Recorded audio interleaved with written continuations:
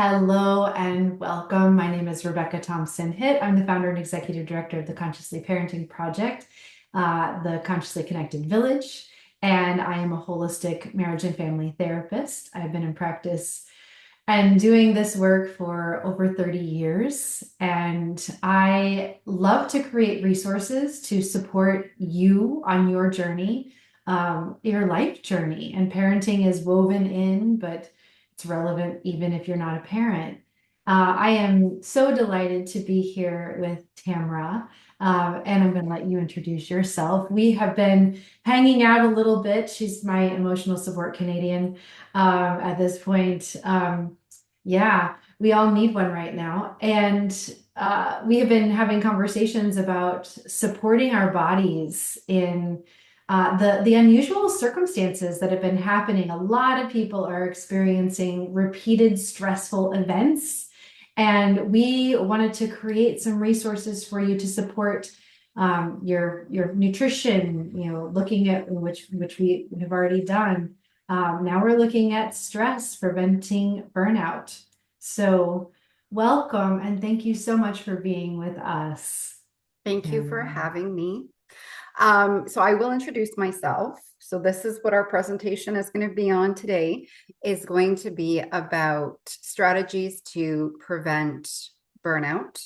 So as Rebecca mentioned, my name is Tamara. I'm a holistic nutritionist. I do have a degree in psychology, and mental health and psychological wellness has been my world for over 20 years. I've been working with families and children and adults in a number of different capacities for over 2 decades.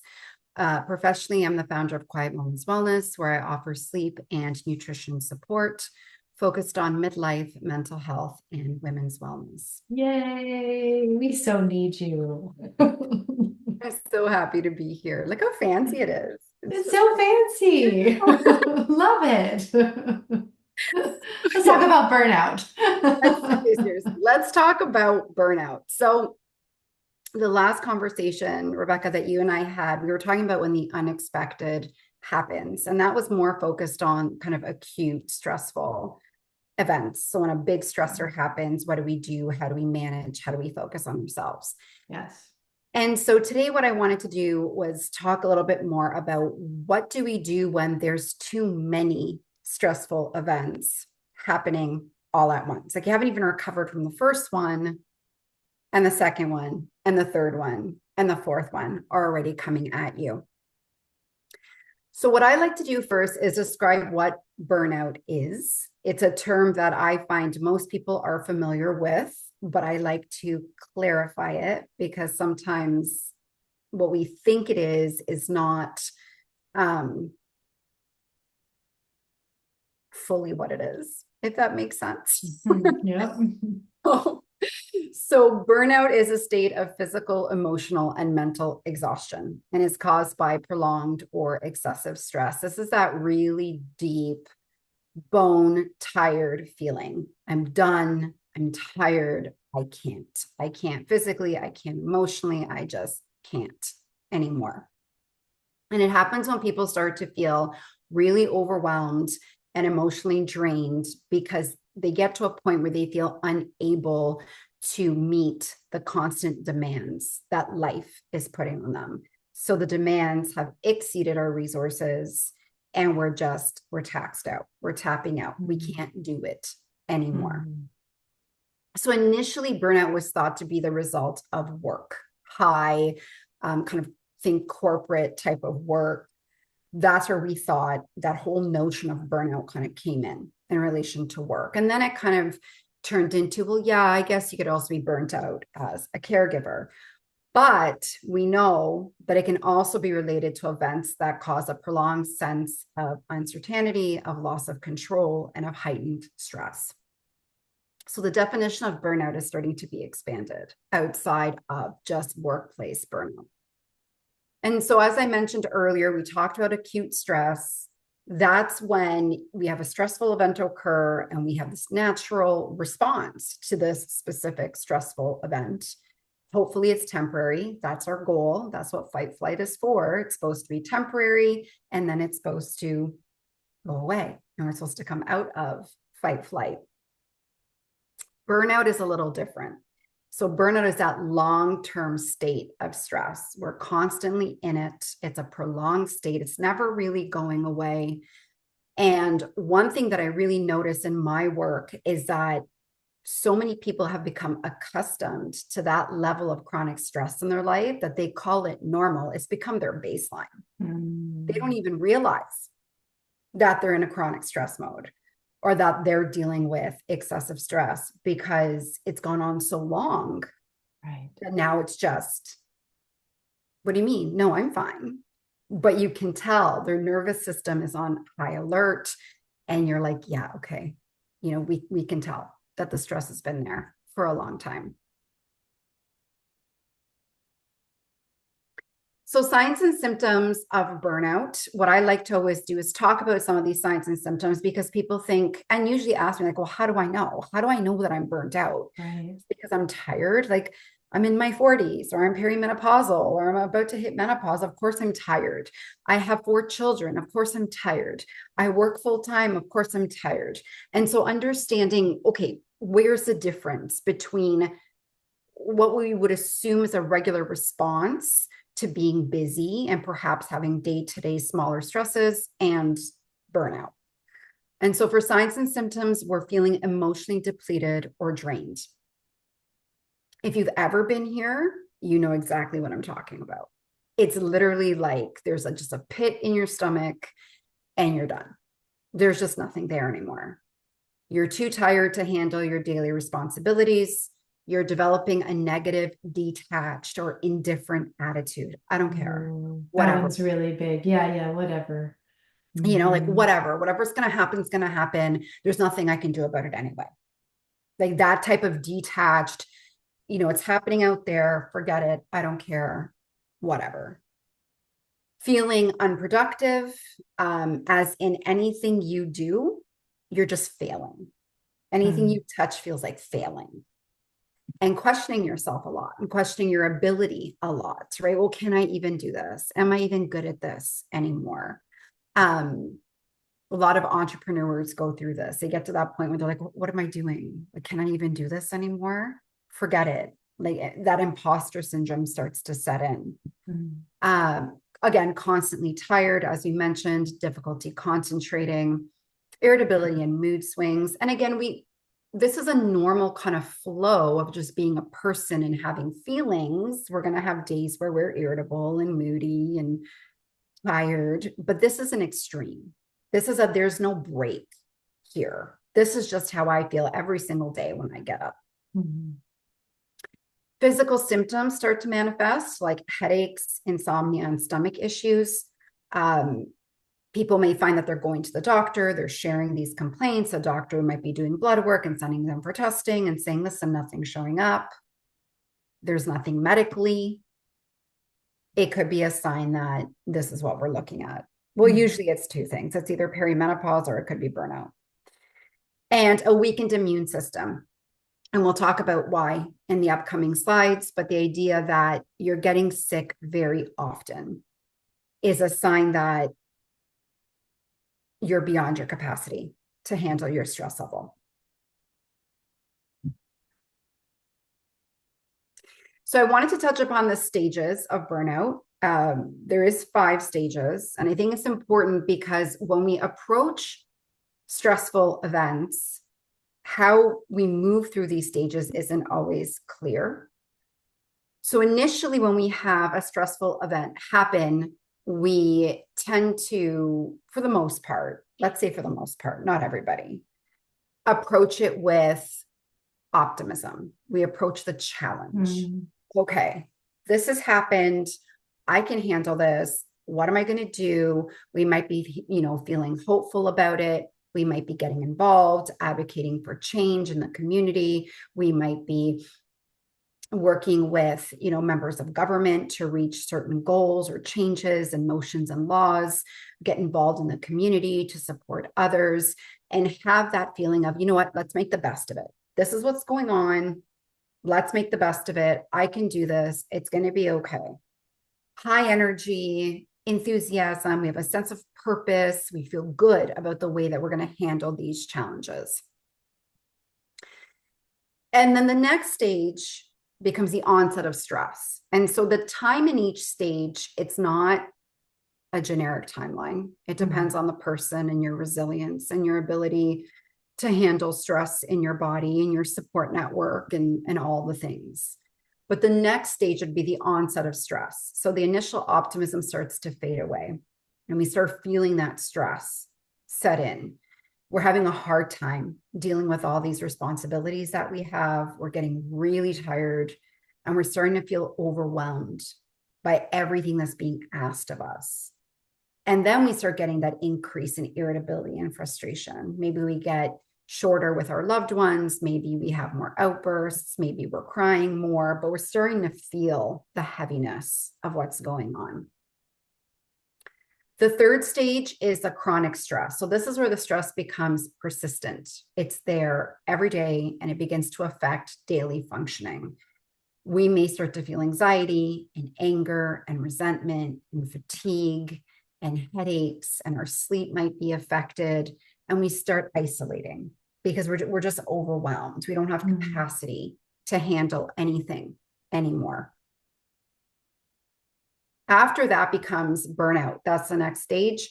The idea here is that if you move from the chronic stress stage into the burnout stage, you've reached what would be defined as full burnout.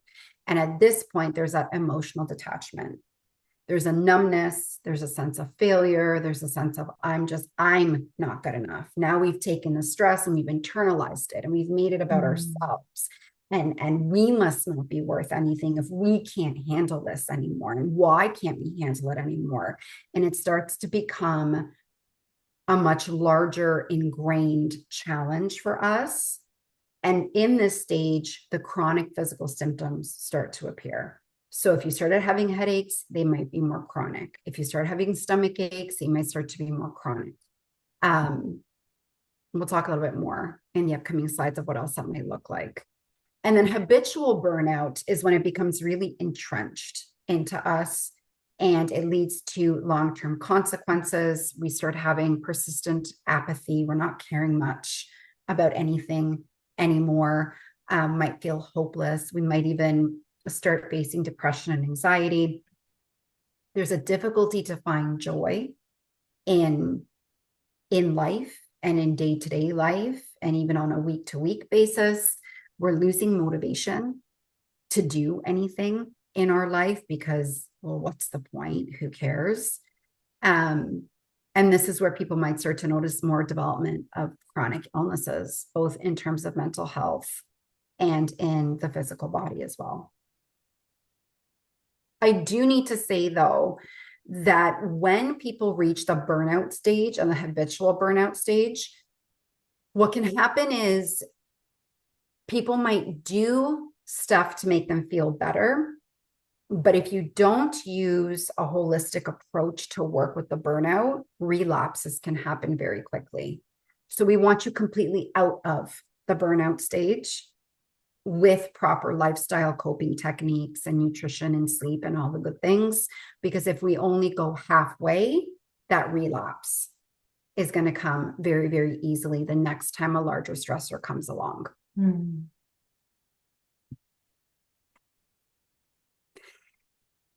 So is burnout depression? It's a great question.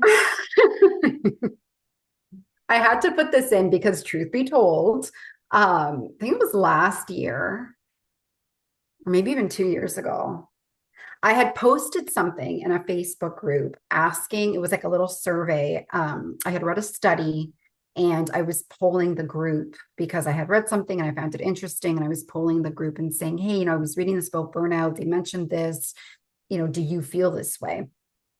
To help me put it in perspective. And I had one woman become very upset with me. And what she started to say was that burnout doesn't exist. Burnout is a made-up term made by coaches who are trying to make money off of vulnerable people who have depression and to treat them. Wow. And it created quite an uproar. Because the term burnout is not the term I used. It came from this psychological study that I was reading, and the psychologists of the study were using the term burnout. Mm-hmm. And she got very upset. And we're not going to get into what happened, but I thought, you know what? Let's talk about that. Is burnout depression? And the truth is that it's not. As it stands right now, in terms of definitions, burnout is not depression. There's some overlapping symptoms, but they are not the same. Now, if you're burnt out, you can become depressed, Right. but burnout itself is not depression. And so there's a difference. With burnout, we're looking at chronic stress and overwhelming responsibility being the root cause. Mm-hmm. It's often situation specific. So if you ask the person, they'll tell you it's because of this. I'm overwhelmed because of this, whether it's my job, whether it's taking care of an aging parent, whether it's parenting young children. There's a specific stressor that they can point out and say, this is why I feel this way. And recovering from it includes reducing those stressors, however that might look like, restoring balance in the body, and getting support, whatever that might look like. It might look like changing jobs. It might look like bringing in other people to help at home. It might look like getting a good therapist, whatever it is. It can often be resolved by changing the environment and addressing the stressor. Depression is different. It's a clinical condition that arises sometimes without any identifiable external stressor. It's influenced by biological, psychological, and environmental factors, and it affects all areas of life. And treatment includes therapy, medication, lifestyle changes, and professional intervention for severe cases. The biggest difference I like to explain is that even when the external stressor is removed, the depression remains. In burnout, when the external stressor is removed, reduced, or addressed, it can go away if we support the body enough physically. We get rest, we get sleep, we get nourishing foods, we do all the things, we can recover from burnout. Did you want to think to that? Yeah, no, I'm just thinking about a lot of clients that I work with, and how, there are often those layers, and I definitely see the layers of burnout, and I tend to work on that layer of, okay, well, what can we shift? What can we change? And then let's see what's still there. Mm-hmm. Well, And that's it. Because sometimes it's so intertwined, right? We don't know without working with what's blaring at us. right. Let's work with this and then see, has that helped in your case, or do we need to do and get extra help? Right. And, as you're saying, with depression, there are lifestyle changes. There are, having professional support. Those things help, and those things can also help burnout. So it's so intertwined, but really appreciating just that they can also be totally separate. They can. And that's because I haven't even spoken to, where I started, and I started working with postpartum moms, and they were very clear that what they're feeling is not depression, it's burnout. They were able to decipher between, I'm not depressed, I'm stressed. Right. And so for some clients, they're able to make that distinction to say, I'm not depressed. Right. It's not postpartum depression. I actually had a traumatic birth, and I need some support to work through that because that stressed me out. And now parenting is stressful. Yes. And sometimes it even starts from before there. Sometimes one of my intake questions is about fertility clinics and have you used fertility clinics? And I think and I know, it's not I think, I know a lot of people overlook this aspect.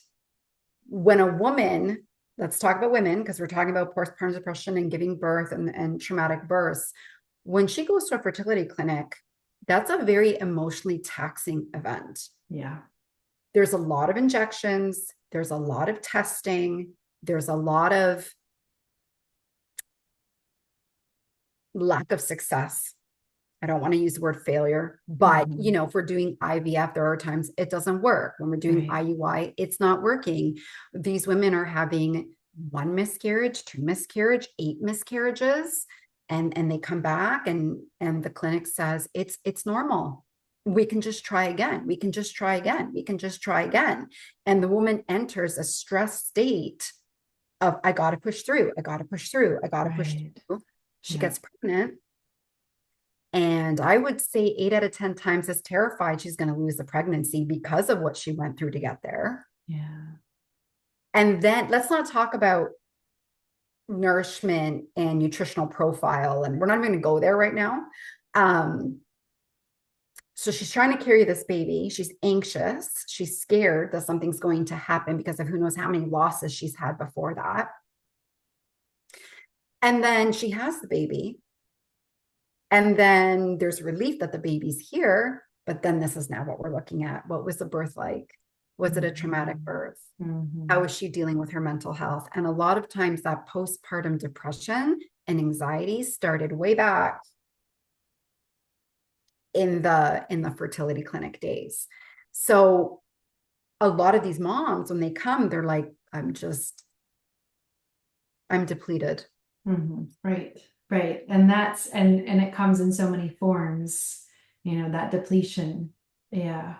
Yeah. Yeah. But that's a whole other conversation that you and I should probably have at some point. Yeah. It seems like it's not relevant. So what happens is that I used to teach a lot about postpartum depression and postpartum anxiety, and the fact that so many people think, well, first we used to think it was 0 to 6 weeks, right? Or 6 months, something so little, 6 weeks or 6 months. And then they pushed it to a year. But the truth is that it relapses.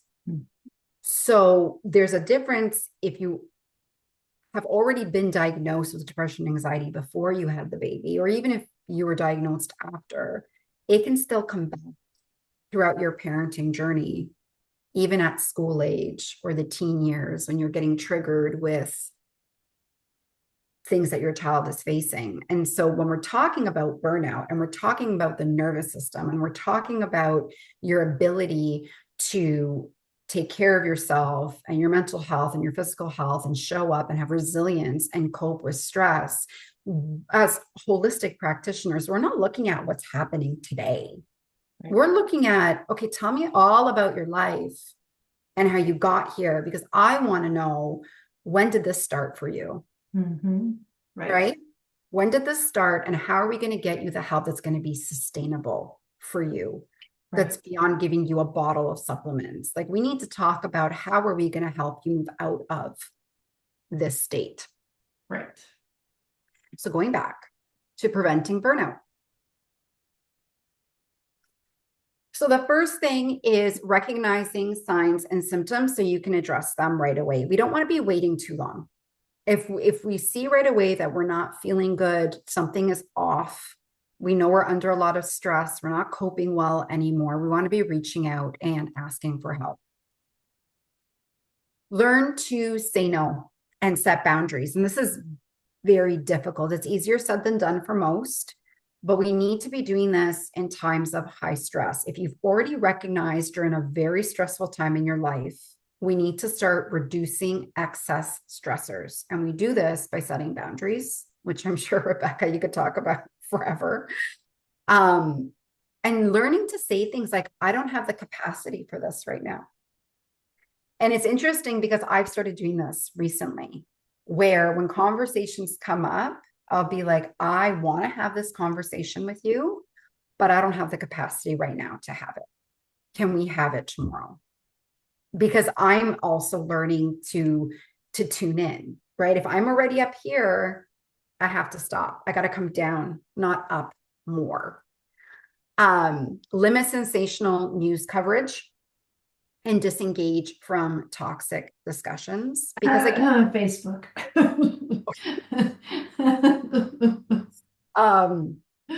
And I'm sure there are lots of others that are Oh, also, yeah, yeah. It's so easy to get sucked into those conversations and want to just tell them. And I just want them to see my point of view. Yeah, they don't care. they don't They care. don't, they don't care about your point of view. Everybody's coming there with their own baggage. Mhm. Um, it used to be this nice little place, and now it's become very toxic in some situations for sure. And we want to limit that sensational news coverage because sensational news gets viewers, right? So sometimes when you're reading headings, like the whole goal is getting viewers. So sometimes it's not even the full story, or it's Right. very sensationalized. Um, And Definitely that social media. and that activates your fight, flight, or freeze response, which Mhm. doesn't have an outlet. Exactly. Yeah. And it's we've noticed it the last few years with teenagers in terms of depression and anxiety and the use of these social media platforms, and the inability to understand what's real and what's not. But I think a lot of adults don't realize either that they're getting sucked into this. I don't even know how to describe it anymore. Matrix. And so learning how to make that line for ourselves to say, every time I click on this group, I just feel my heart rate go up, and I'm just going to leave or silence notifications for this group until I'm in a better place to handle it. Um, and the same thing goes. So generally people tend to be okay with those recommendations of, turn off the news coverage and minimize your time on social media. They're a little less inclined to listen to that when I tell them to do the same with the people in their life, Mm, because that's harder, mhm. right? But the principle still remains. If you're already in a very stressed out state, if you're feeling like you're at that edge where you're just going to tip into burnout, we need to pull you back. And we need to do that by also looking at the relationships around you. And do you need to minimize discussions with certain people if all it's going to do is fuel that stress response in you? Right. And that goes back to setting the boundaries and learning to say no. And I don't have the capacity for this right now. And it's hard. And I don't want to come across making it sound like it's easy. You know better than anybody that it takes years for some people to get here, and not have any guilt around it. It's definitely not an easy thing to do, but I think it's one of the most radical acts of self-love Absolutely. Absolutely. is to say, you know what? I can't. Like me first. Yeah, I'll get to you in a day or two when I have capacity. Um, Tune into your body. So if you feel tired, rest. For those of us that turn into flight mostly, um, or even fight, I guess, we tend to feel like if we're not productive, then we're worthless, especially in terms of stress. And our body is screaming for rest and sleep. And we keep pushing and pushing and drinking more coffee, more alcohol, and smoking more cigarettes and trying to stimulate over and over and over again. We need to rest. If it's asking for rest, it needs rest. Seek support. So, therapists or support groups, what I always like to share with people is that when we're in these moments, we tend to turn to who we're comfortable with, which is our friends and family who are in similar situations. But those people are often not able to give us the perspective or space needed to actually process what we're going through because they're also struggling. Mm. And very rarely do we ever ask anybody, do you have, capacity to hear me right now? Because we just take it for granted that, well, what do you mean? Of course, they're going to listen to me. They're my Mhm. family, they're my friend, they're whoever.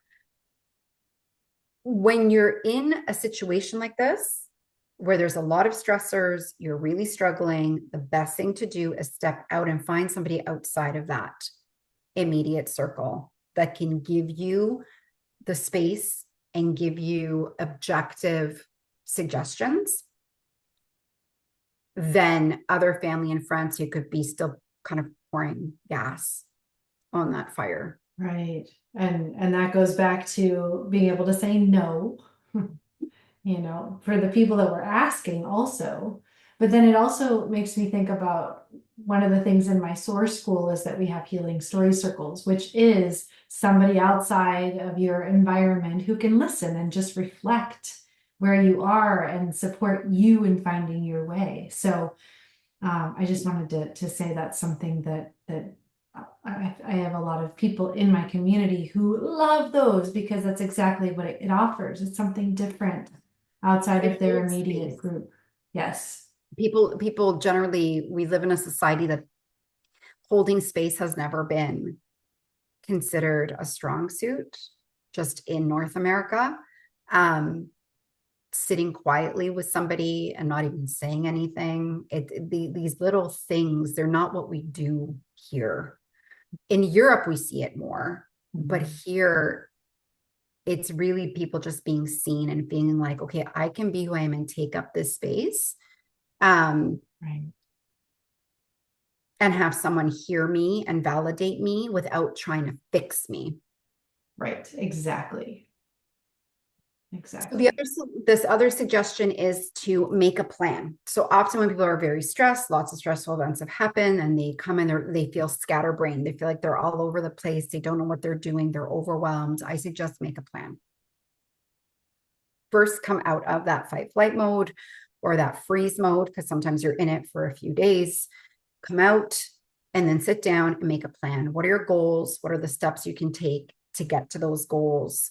Sometimes working with this or on this with a therapist is really helpful.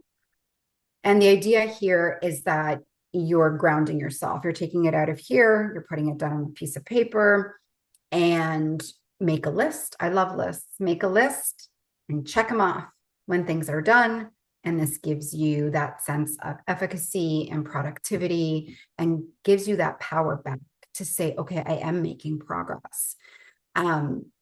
It seems so silly to tell people make a list with paper and pen, but there's something about that, about crossing it off and seeing that it's been completed that's different than deleting it from your phone. And Yes. it's a different feeling. And then when you can crumple it up and throw it out, you feel even better. Yay. Like, I'm doing it. I'm getting somewhere. And bringing people back to those basics, right? And then engaging in hobbies and activities that bring you joy and relaxation. Life gets busy, and often I find that we just stop doing things that bring us joy. And when I ask clients, what do you do for yourself? Or what do you do to bring joy? They look at me blankly, usually, because they're not doing anything for themselves. It's all, especially women, it's always for everyone else. Yeah. So important. Let's talk about nutrition. So we've talked a little bit about how can we prevent burnout. So when we're thinking burnout, we're thinking of the stages, right? You feel yourself progressing, you're becoming overwhelmed. What are some things you can do? In terms of nutrition, we want to be stabilizing blood sugar levels. Fluctuations in our blood sugar can lead to excessive mood swings. It can lead to fatigue and irritability and poor focus. Some people get really angry with blood sugar fluctuations as well. So making sure that we can stabilize that already helps from a physical perspective to not add on to our stress load. Ways we can do that is by including complex carbohydrates. When I say complex carbs, I'm thinking whole quality grains. There are vegetables that are also complex carbs, but I would love to see some quality grains in people's diets as well. Grains, legumes, and vegetables. We want to be pairing our protein with healthy fats. Some people ask about fruit.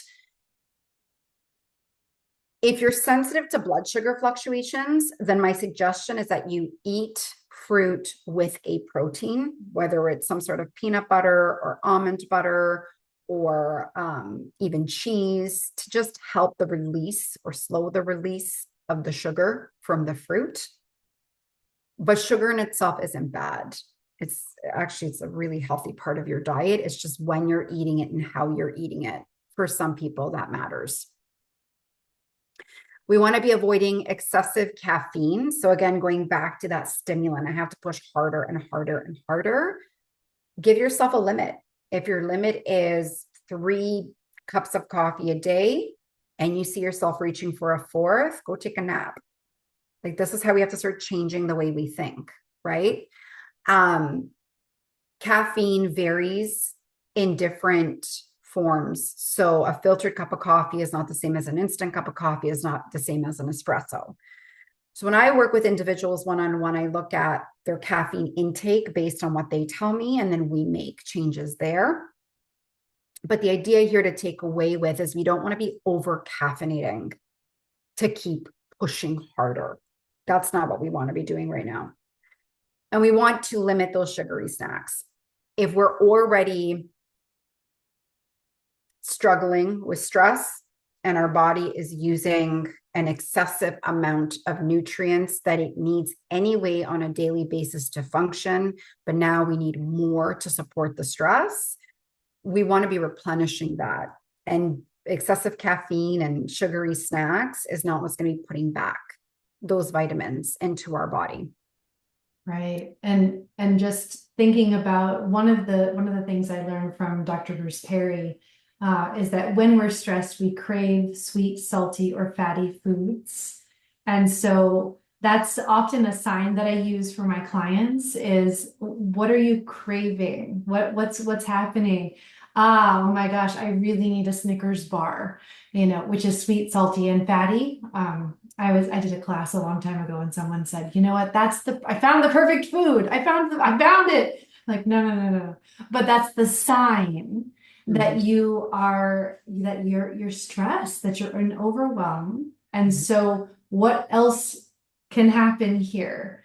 So anyway, I just thought I would share. No, and it's a fantastic point, because in terms of holistic nutrition, when somebody is craving salt, we're looking at what we would call adrenal function. And so the adrenals want that hit of salt to have more energy to be able to pump out more cortisol, but we don't want more cortisol because more cortisol means more stress. Interesting. And so when we look at hormonal pathways, if our cortisol is too dominant, we're not going to get enough support into our other hormones that we need. And so then it changes physiologically other systems in our body as well. And the same thing with the sugar. The sugar, generally, when you're craving sugar, not always, but it mostly will speak to gut health. And there's a specific link between the gut-brain axis, or the axes, and mental health. And so it's one of the questions I ask on my intake too. What do you crave? Because then when I see what you crave, based on everything else you tell me, I'm able to right away see how you cope with stress, where's your stress coming from, and what do you actually need from me to support you to come out of that state. Wow, super cool. Thank you for sharing that. I adore it. So in terms of supporting the nervous system, again, as I mentioned, chronic stress requires more of those key nutrients that we need every day. So when we're stressed, we're not making new nutrients. Like, we're not like, okay, now I need, these new nutrients that I've never ever heard of. They're the same nutrients. They're just used in excess to support our body. And so we need to replenish this again to prevent depletion. So 3 of the main ones is magnesium, which most people have heard of, and that promotes relaxation, anxiety reduction, and sleep support. And we find these in leafy greens, nuts, seeds, and even dark chocolate. So not all chocolate. If you like it. I mean, some people just can't tolerate dark chocolate, but it's there. B vitamins, essential for energy production and stress resilience. It's found in whole grains, eggs, legumes, nutritional yeast, and leafy vegetables. One common theme I find is that often people that come to me and tell me that they're extremely stressed, many of them have actually cut out all forms of grains because of a certain diet that they're on. And just a reminder that whole grains, quality whole grains, do give us B vitamins, which does support our stress resilience overall. And vitamin C. So our body burns through an excessive amount of vitamin C in times of stress. You can add it in citrus fruits and bell peppers and strawberries and kiwis. Vitamin C is one of those things where it's not understood very well by the general public. Aside from that's what you take when you feel a cold coming on. There are a variety of brands and a variety of types and a variety of dosages. And this is where I would never recommend just go take it. It's really a matter of meeting with somebody to talk about, do you need it and how much of it do you need and in what source do you need it from? Because the idea would be to tailor it back down. So if it's high, then we pull it back down as you're getting out of that stress state. And keep well hydrated. So as dehydration worsens and fatigue and concentration, or rather it affects fatigue and concentration, when we're dehydrated, it places more stress on our already stressed body. And so very often when we think of stress, we're thinking of those external stress factors. Very often we're not thinking of the stress we're putting on our own bodies. So things like fasting. Fasting is really another conversation for another day, but a lot of people are fasting. They're hearing health benefits of fasting. If you're already in a stress state, we don't want to be fasting because you're already stressed. Your body is already in a state of stress. So things like excessive fasting, things like dehydration, things like not eating regularly throughout the day, and even excessively working out. So often people think, well, I'm stressed. I'm going to hit the gym. I'm going to work out harder. I'm going to run faster. I'm going to go from 3 days a week to 7 days a week. Your body doesn't decipher between types of stresses. It just knows stress. So the first thing we do, or I do, when someone comes to me in that state, I look at their workout and often I'll be like, okay, we need to scale this down because you don't even have the energy to meet this requirement. Your body's pumping so hard when it's already depleted for you to do this. It's not helping the way you think it's helping. So keeping that, if you walk away with anything, if you're already supremely stressed, we need to bring down the stress. That doesn't mean we don't work out. It means that how we work out may look different in the short term. So a little bit about sleep. Generally, people who are stressed have a hard time sleeping. Some people can actually sleep through it, but mostly the people I see have a hard time sleeping. And so we want to sleep. We want quality sleep. It's important for stress and anxiety reduction. And as I mentioned, I believe in our last talk, sleep deprivation actually activates the same part of the brain that anxiety does. And what's important to understand about this is that if you already struggle with anxiety, it will exacerbate it if you're sleep deprived. And even if you've never struggled with anxiety, if you're sleep deprived, it may bring on anxious feelings. And so we need to honor the role that quality sleep plays. A lot of people look at quantity. Oh, well, I was in bed for 9 hours. Okay, but that's great. But if you also woke up 6 times out of those 9 hours, you didn't sleep 9 hours. So we need to talk about quality. We need to talk about reducing night wakings. Poor nutrition can affect sleep quality. And poor sleep can affect our food choices the following day. When we're tired, we're more apt to make different types of choices, reaching for, sugary foods, high fat foods, processed foods, comfort foods to help us get through the day. Do this enough times, and now our body isn't feeling so great either. And it exacerbates that entire cycle. Avoiding heavy meals before bed.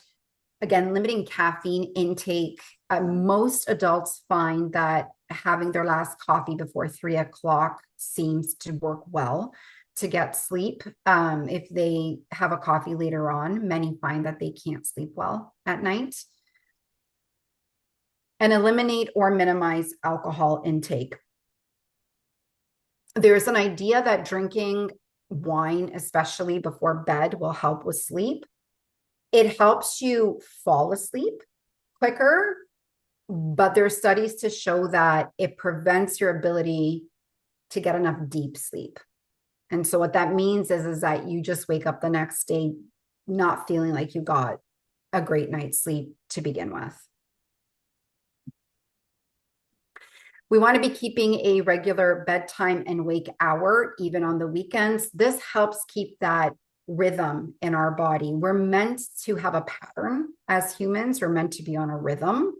And so keeping a regular bedtime and wake hour, give or take, I'd say 30 to 60 minutes, helps you stay on that rhythm. If one night I'm going to sleep at 10:30, and then the next day I'm falling asleep at 2 a.m., and then the next night it's 9 p.m., and then the next night it's 12:30, there's no rhythm to my body. My body doesn't even know when bedtime is until I pass out from sheer exhaustion.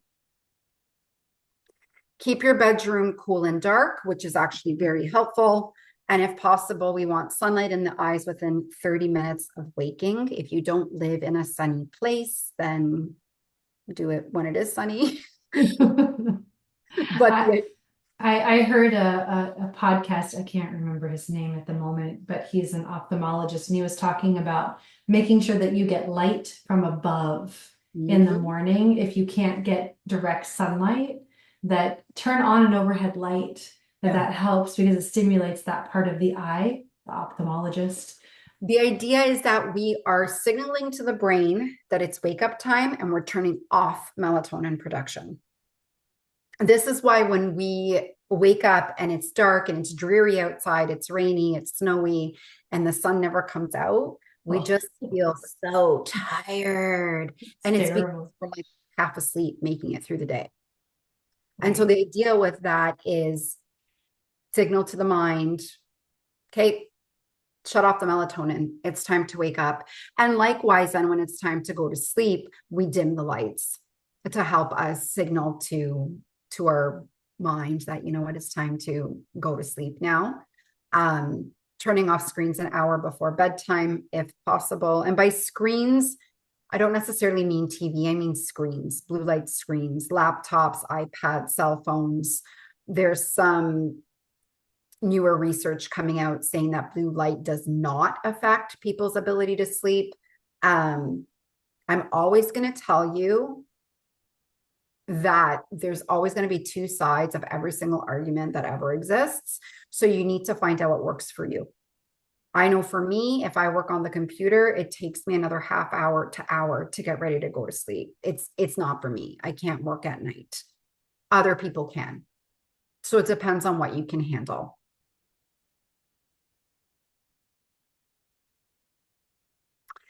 Just also wanted to touch upon the emotional eating awareness. And so there are adults who lose their appetite when they're stressed. They find it very difficult to eat. And it's a struggle for them to actually care enough to put food in their body because they just don't feel hungry. That's me. Me too. And I think I shared that before, where I have to become very specific about what's on my plate during those times to make sure that I'm getting in what I need. And for someone else, that might look like an eating disorder, but it's not. It's because I'm not hungry, but I need to eat. Others comfort eat. And so this has deep roots, which we're not going to cover today. But others comfort eat. And so they consume that high sugar, low nutrient foods. Comfort eating, I mean, these people aren't generally people that reach for vegetables and fruit. They're reaching for those comfort foods. And so this type of pattern, again, affects your blood sugar, which we talked about, blood sugar fluctuations. It's going to start affecting your gut health, which we touched upon.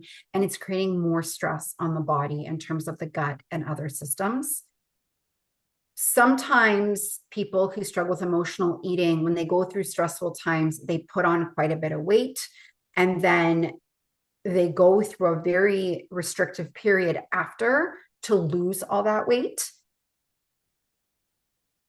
That also places stress on your body.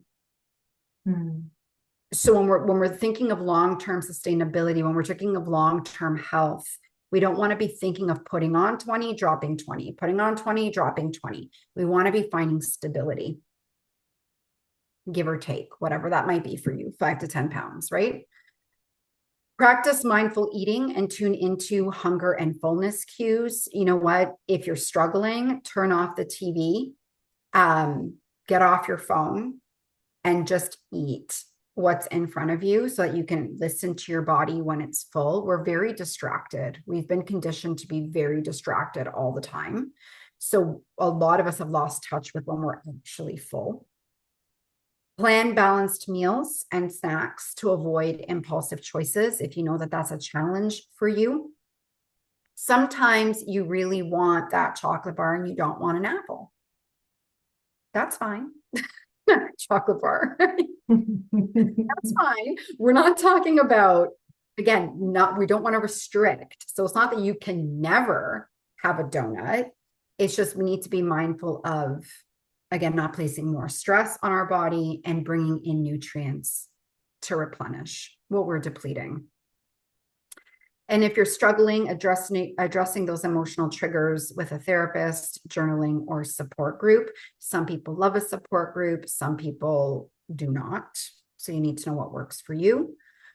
And work with a nutritionist to help address any imbalances in the body that can contribute to cravings. So often I have women that say to me, you know, I can't stop the cravings. And it's because cravings are twofold. They're not just sheer willpower. There's a role that your body is playing in this as well. And so getting that physical support is going to help you get to where you want to be.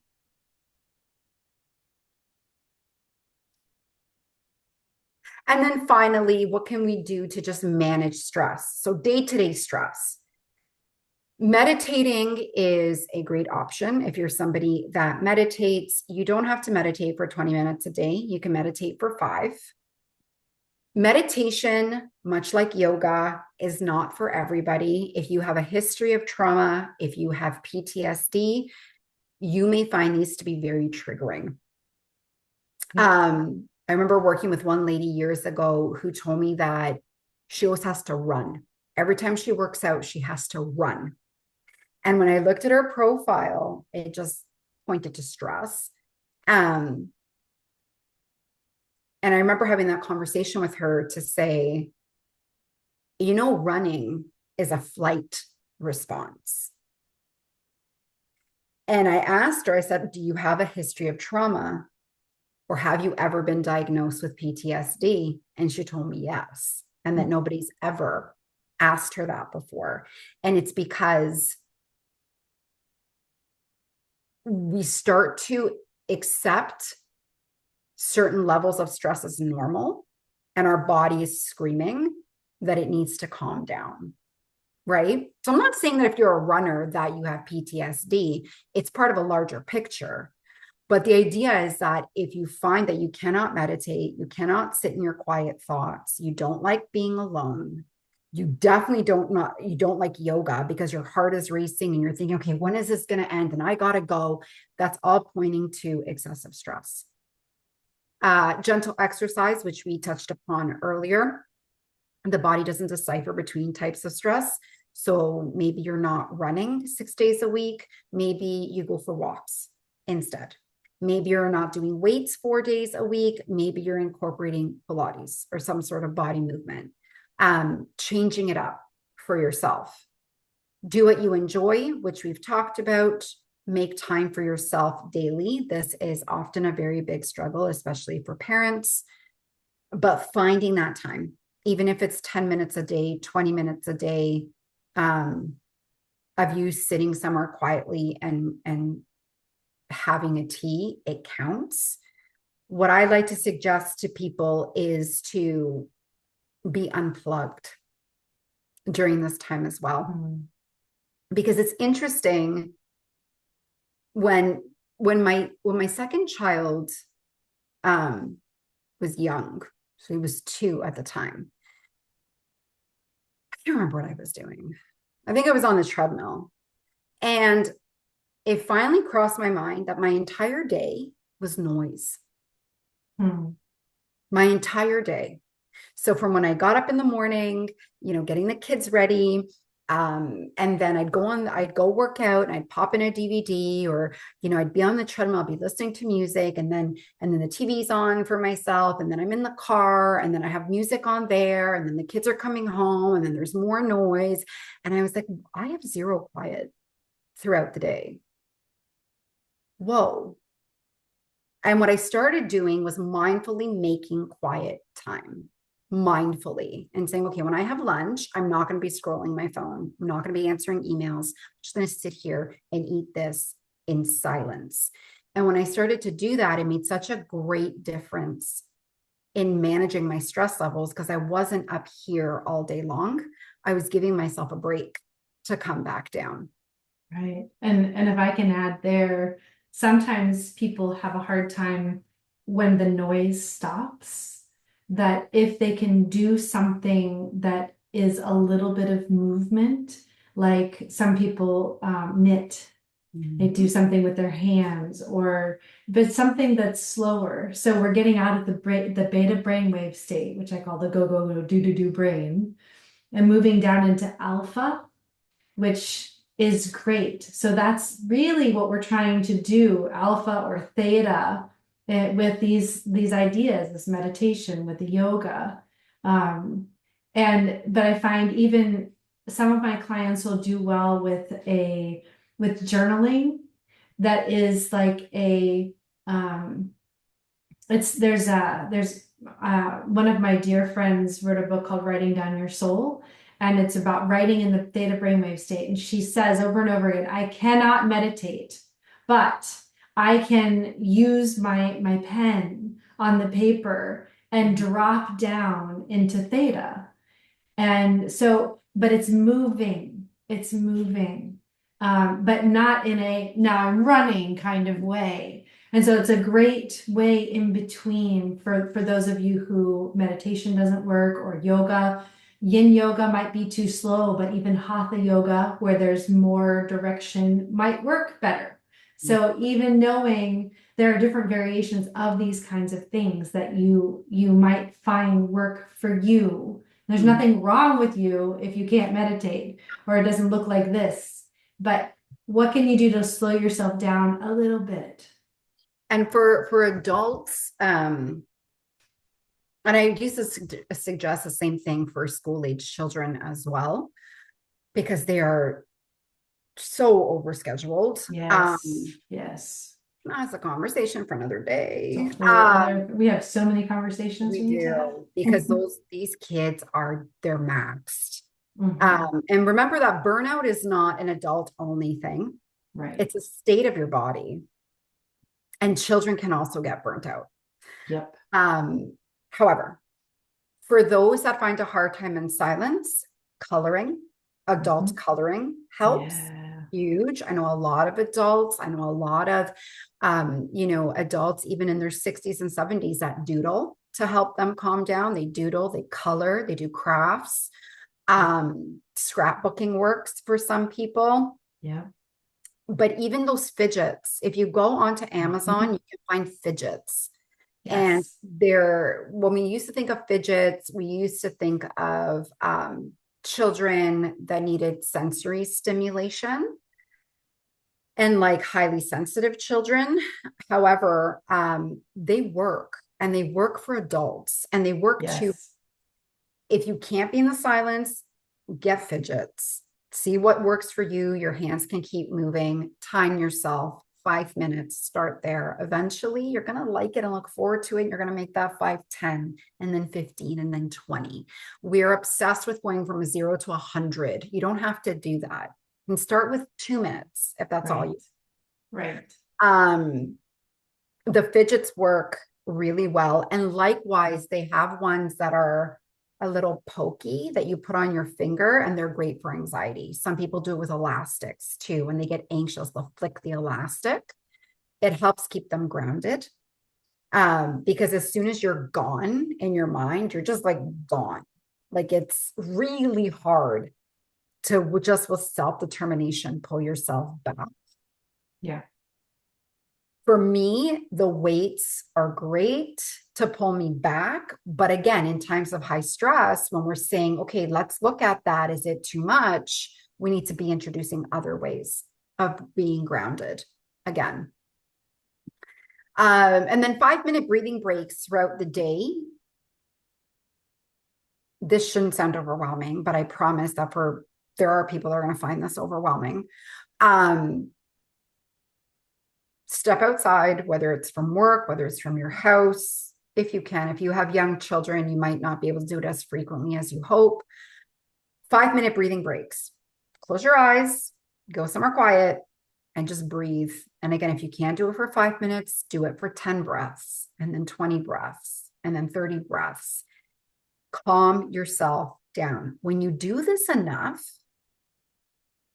you start to feel when your stress is building. And then you can apply these tools right away to help you manage. Part of the learning process is identifying when our stress response is getting too high, because then it's like we have to do so much more to pull ourselves back. So those 5-minute breathing breaks throughout the day. With adult insomnia, I always remind adults, you cannot run from the minute you wake up in the morning until 10 o'clock at night, and then throw yourself into bed and just close your eyes and think, sleep well. Right. Yeah. Right. That's not going to happen.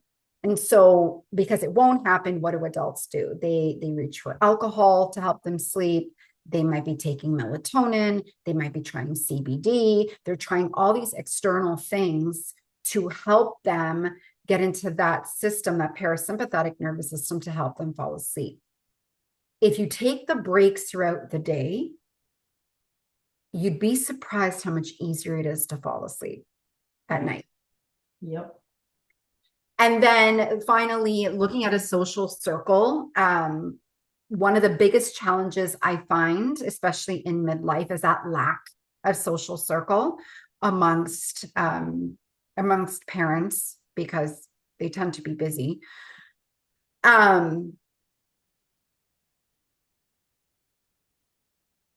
COVID was an interesting time where almost the messaging received was that social interactions on social media is enough for our social interactions, and it's not. We're human. We are meant to have physical connection. We are meant to see people face to face. We are not meant to be isolated. It is not the same thing to talk to people over, FaceTime or whatever, the computer. That is not equivalent to actually going out and mixing with people and feeling that energy and exchanging energy. It's not the same thing. And so for people that don't know where to start, because the truth is that a lot of people are still isolated post-COVID. Their circles aren't as wide as they used to be. So often I'll be asked, well, where am I supposed to find friends at this age? Like, what am I supposed to do? And I always suggest find something you like to do, like an activity in the community, and go there. That's my number one suggestion always. You wanted to act when you were 25 and now you're 60. Perfect. Go to an adult trauma class, Right. as silly as it sounds, and push yourself out of that comfort zone, and you're going to find people like you. Maybe it's bowling, maybe it's painting, maybe it's whatever it is. If you like something and you find an event, and you find in the community where you can go and do that, then odds are pretty good that you're going to be with other people around your age that are the same. And that is your outing once a week, and you'll form friendships, and then you start from there. And building that social circle back up is so important in terms of preventing burnout and being able to laugh it off and have jokes and talk to other people, and get out of our heads, because we're in our heads too much. Those are my tips. What did you think? Great. That's great. Yeah, as I'm listening, I'm just thinking of so many of my clients and so many different situations that they're dealing with, and how, what it becomes, I think, for all of us is at identifying what's happening and then finding what we can do, what is doable. So if you've just watched this and you're contemplating it, I think it's really important right now to say, okay, you know what? I want to focus on this. What felt really doable is I'm going to focus on the breathing, or I'm going to focus on just think right now, what feels doable for you? What do you want to take back from this experience into your life? And then set something on your phone for a week from now to check back in on that intention that you have. How are you doing? How's it helping? Maybe come back and watch again. Maybe there's something else that will strike you the next time. Yeah, no, this is a really important conversation. I know everybody that I'm working with right now has a pile of things that are stressful. It's not just one thing. And it is that cumulative, stress over time. And how do we deal with that? How do we get out of that loop of, now we're just going and going, and now my sleep is terrible. And so now I'm compensating and I'm drinking the wine before bed and I'm drinking a lot of coffee, and that cumulative stress that builds, and now I just need a stronger workout. And we need to pull back and say, okay, this is the big picture of what's happening, and here I am. Wow, I think my blood sugar is really out of whack. I think I'm eating twice a day, for example. So what feels most important and what feels doable? So I just really want to encourage you, as you're taking in this, to really consider that. What is it for you? And if you have children and they are experiencing some of these as well, some of these symptoms, some of this overwhelm, what is it that you can do as a family so that it doesn't just become this child's problem, but rather this is a we thing. Wow, we are living in a really stressful time right now. We have a lot of stress. There's a lot that's happening. What can we do together? How about we work on just breathing a couple of times during the day together? How would that feel? Can we try that for a week and see how that feels? But it's important to not isolate one person and say they're the one with the problem, because we are all experiencing this. And it's just going to show up differently with different ages and stages and developmental capacities.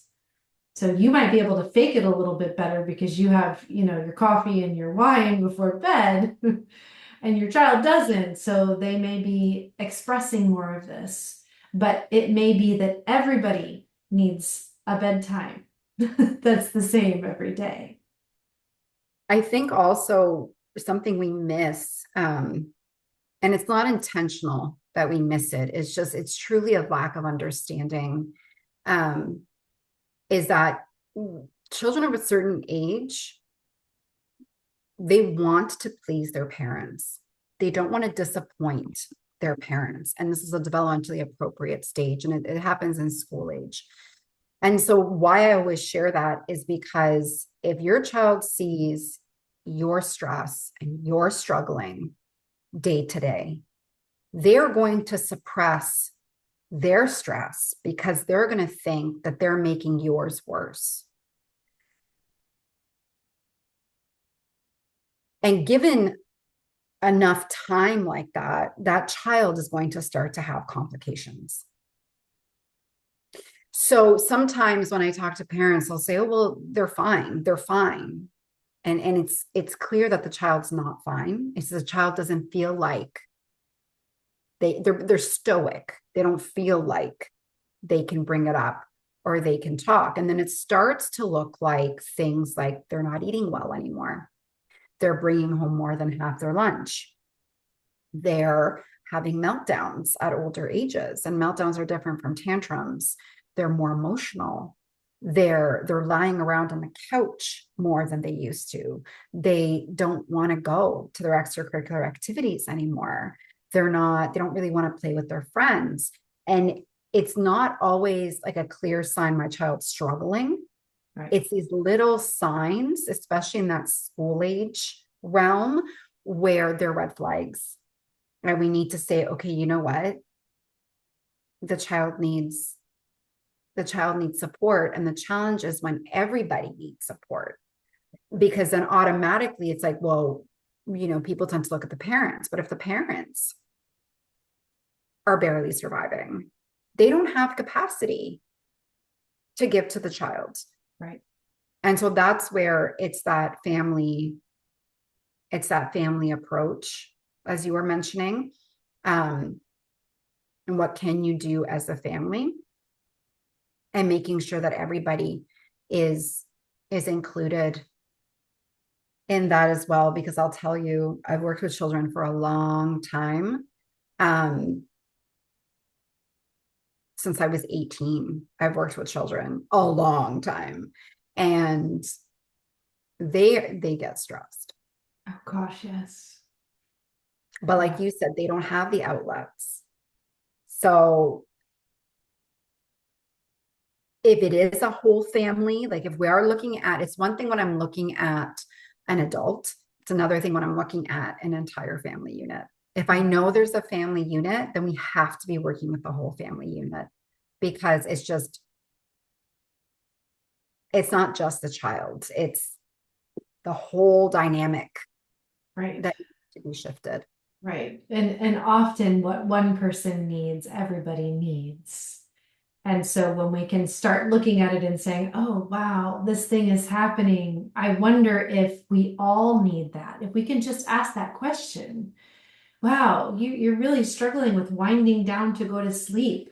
I wonder if we all need to, slow down and take breaths throughout the day so that maybe we're ready to go to sleep. Maybe all of us would benefit from that. Then we're addressing something that's much bigger that can help everybody. And dare I say that sometimes the solution is that we room share with our child when we need support. Sometimes more separation amongst the family isn't the answer. We need Right. more togetherness. And that might mean bringing the children into your room. Maybe it's not your bed. Maybe it's a mattress on the floor in your room, if that's possible, and you all sleep together. There's a lot of things that we do I do on a subconscious basis to rebuild that connection.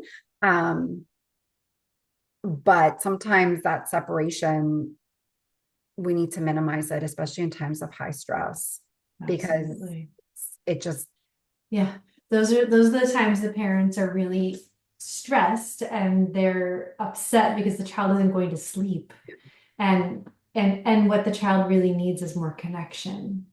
And when we can meet that need, then everybody settles and goes to sleep. So there's so much of this that, yeah, we could have lots of other conversations. I think sleep is a whole other conversation that deserves its own well, I'm conversation. happy to talk about it. I've been doing it for years. Yeah. I love sleep. I love sleep too. I love kids getting sleep. Yes, yes, Whenever you're yes. ready, we can definitely have All um, right. the conversation, and just that reminder also that as much as it's for the child to have the connection, um, parents sometimes are surprised how good they feel when their children are close to them at Right. night as well. Just again, being that closeness as that family unit helps everybody. Right. It's not just Yes. a child. Everyone's always like, It's it's a child. it's co-regulation. It's not you fixing it for them. It's a system. Yes. Yes. Ah, okay. Well, hopefully you are leaving with something that will help you with this idea of burnout and what might be something that you can try this next week. We would love to hear from you. Let us know if there's something that was really helpful, or if you have a question, we're happy to answer those questions. So I'm sure we will see Tamara again soon. Thank you so much. I'm so grateful for just sharing your knowledge, your wisdom with us. And yeah, we need each other. We need all of us right now with all of the things that are happening in the world, individually, collectively. We need each other and we need to lean on each other for support. So thank you, thank you, thank you. You're welcome.